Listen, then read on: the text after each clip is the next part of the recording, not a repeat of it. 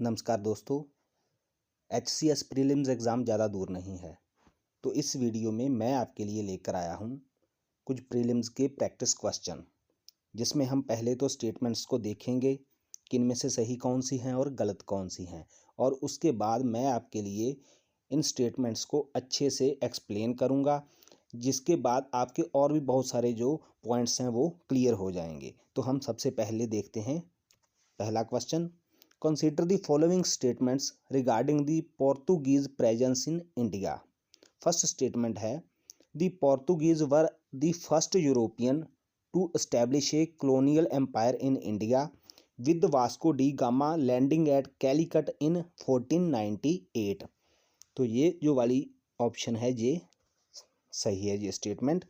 आगे देखते हैं, the city of Goa remained under Portuguese control until 1961, making it the last major colonial possession in India to be freed.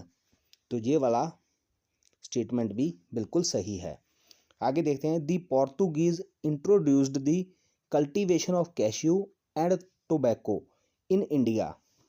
तो ये option जो statement है ये भी सही है।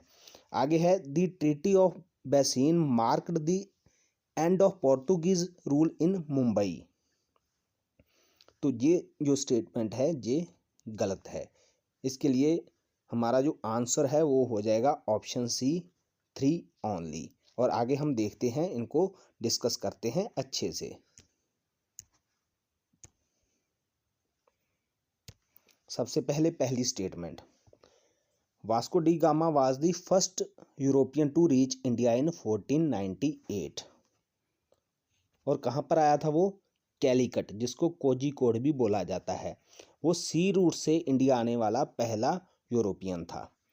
This marked the beginning of European specially Portuguese trade dominance and eventual colonial ambitions in India. Hence the Portuguese were indeed the first European to establish a colonial presence in India. तो इसलिए हम ये कह सकते हैं कि जो पोर्तुगीज थे वो इंडिया में आने वाले पहले यूरोपियन थे। अगली स्टेटमेंट ये भी सही थी, the Portuguese ruled Goa over 450 years. कब से लेकर कब तक? 1510 से लेकर 1961 तक। इतना टाइम जो है, लगभग 450 साल इन लोगों ने इंडिया में अपना ये इंडिया में बने रहे। कुछ जगह पर इन्होंने अपना राज किया। तो Goa was annexed by the India through operation Vijay. जो हमारे इंडिपेंडेंस के बाद 1961 में इंडियन गवर्नमेंट के द्वारा एक ऑपरेशन चलाया गया था, ऑपरेशन विजय के नाम से, जिस ऑपरेशन के द्वारा हमने जो पोर्तुगीज़ हैं उनसे गोवा कैप्चर किया था और उसको इंडियन यूनियन में शामिल किया था। अगली स्टेटमेंट है, the Portuguese introduced several crops and plants to India.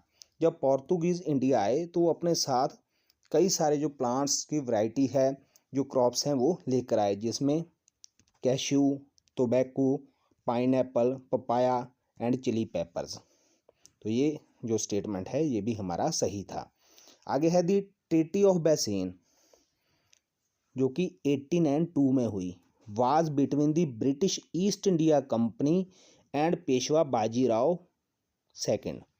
ये जो ट्रीटी थी ये पोर्तुगीज़ के साथ नहीं हुई थी, ये हुई थी ब्रिटिश ईस्ट इंडिया कंपनी और पेशवा बाजीराव सेकंड के दरमियान।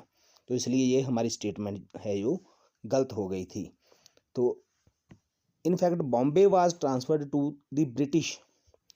जो बॉम्बे है, जिसको आज हम मुंबई बोलते हैं, वो ब्रिटिश को कैसे मिला था? वो मिला था 1661 में एज पार्ट ऑफ डाउरी। दहेज में दिया गया था। जो पोर्तुगीज़ की जो एक प्रिंसेस थी कैथरीन ऑफ ब्रेगेंजा, उनकी शादी हुई थी इंग्लैंड के प्रिंस किंग चार्ल्स सेकंड के साथ। तो इन लोगों ने दहेज में ये जो बॉम्बे है ये पोर्तुगीज़ को दिया था। हमारा अगला क्वेश्चन है, consider the following statements about the Dutch presence in India. The Dutch East India Company established its first factory in India at Pulicat on the Coromandel coast. तो यह स्टेटमेंट बिल्कुल सही है। The Dutch defeated the Portuguese in the battle of Sole and took control of key trade ports in western India. ये जो statement है ये गलत है। आगे देखेंगे ये गलत क्यों है।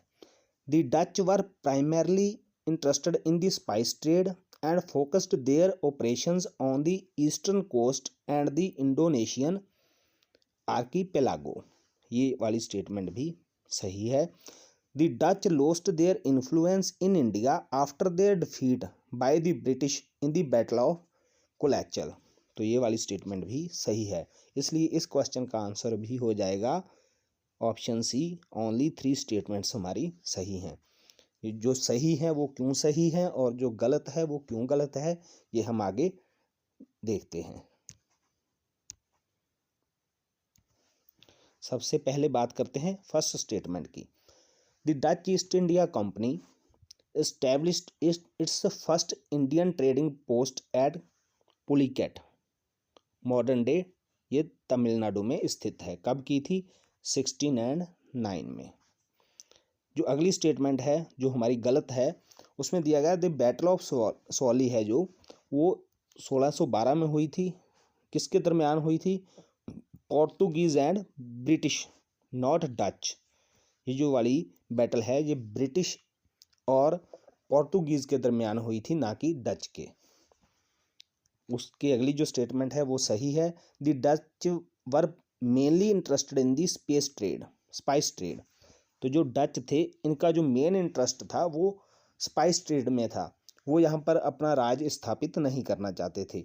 Focusing trade routes around south east Asia specially the Indonesian archipelago. जो उनका फोकस था वो साउथ ईस्ट एशिया में जो मसालों का व्यापार था उसमें था उनका। In India they focused primarily on Coromandel coast.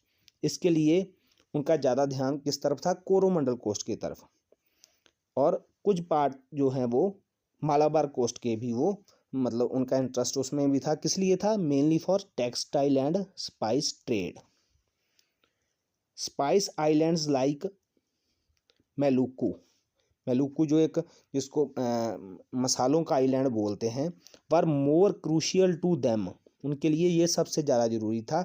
Then full fledged Indian colonization, मतलब वो इंडिया में अपनी कॉलोनी स्थापित नहीं करना चाहते थे। उनका जो इंटरेस्ट था वो था सिर्फ स्पाइस ट्रेड में। उसकी अगली स्टेटमेंट है द बैटल ऑफ कोलैचल जो 1741 में हुई थी, was a decisive naval defeat for the Dutch. इसमें जो डच हैं वो मतलब जो समुंदर की लड़ाई है, नेवल जो उनकी फाइट हुई थी वो उसमें हार गए थे। ये किसके दरमियान हुई थी? डच और आर्मी ऑफ ट्रैवनकोर। और ट्रैवनकोर की आर्मी को कौन लीड कर रहे थे? किंग मार्तंड वर्मा। ये भी याद रखने योग्य पॉइंट है कि उस आर्मी को, ट्रैवनकोर की आर्मी को उस समय लीड करने वाले थे king Marthanda Varma. It is considered one of the major defeats of European colonial power. ये एक बहुत बड़ी एक हार थी यूरोपियन कॉलोनियल पावर के लिए बाय एन इंडियन किंगडम। और इसी ने ही डच की जो पावर है उसको इंडिया में कमज़ोर कर दिया। और स्पेशली कहाँ पर? इन केरला, क्योंकि यह लड़ाई मेनली केरला में ही हुई थी।